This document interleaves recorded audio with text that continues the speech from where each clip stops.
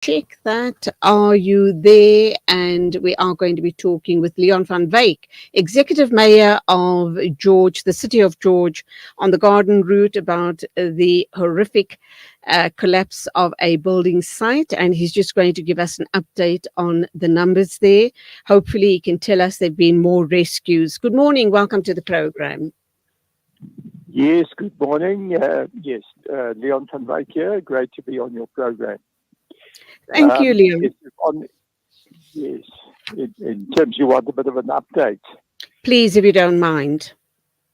Yes, at present we are sitting on 32 deaths, and we are still looking at 20 persons, that being the estimated number of persons that are still missing, that we are trying to find at this stage. So the rescue and recovery operation is continuing. What has been taking place over the last couple of days is taking concrete off the site layer by layer in terms of the way the building fell. So that would obviously starting at the top floor and then working down. So we've now reached the level where we're probably around about level 1 and basement, where that extraction is now taking place. So, while there's still a fair amount of rubble to move, I think what we're now getting more hopefully closer to the end of the retrieval of bodies. I would imagine that the chances of finding any survivors at this stage is very slim. But the team is continuing to work delicately and carefully, and watching all the time to see if there happens to be anyone still alive. So that's basically the status where we are, at 52 deceased and 20 still to be found.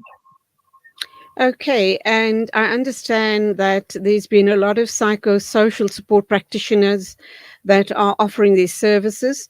Do they come to the site every day, or is there a special area designated for them to engage with the families of the people that were caught up in this building collapse? Right. We made a hall available to the families, where they are able to gather, and we are naturally very pleased that we've got a number of persons who've now come forward to be able to provide that psychosocial support and the counselling that the families need.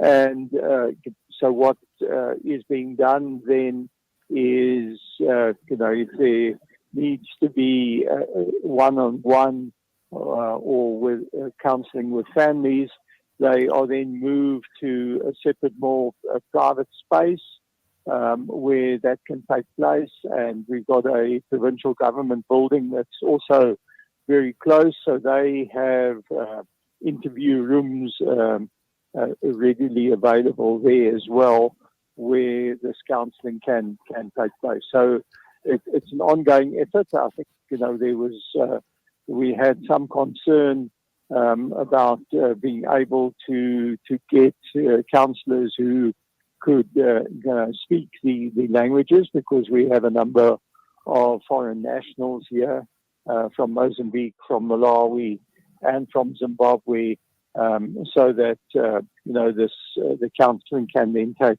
place in the language of choice. And finally, is it still a rescue operation that's going on, or have you moved over to a recovery operation? Yes. Look, it is. It's a combined operation. So, in each of the areas where the excavators are working, there will be spotters as well, who are looking out over the area that they're working, to indicate if they see any any aspect there that requires further attention.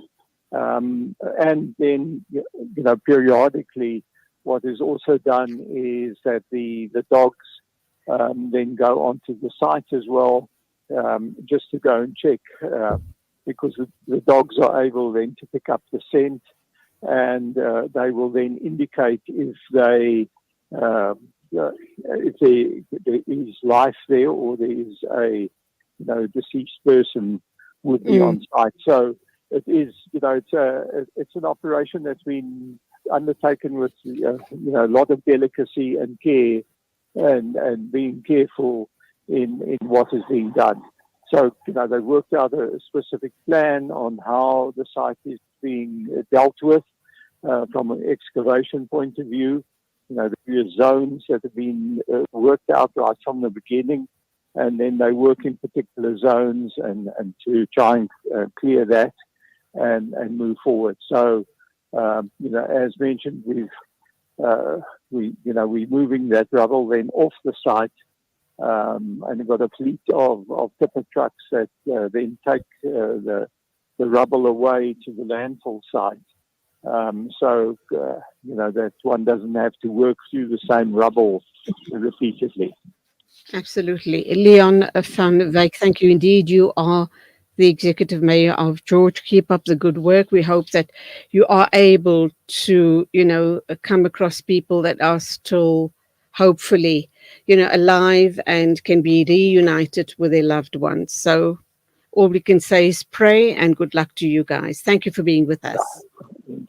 Thank you. Thanks very much for that as well. Thank you.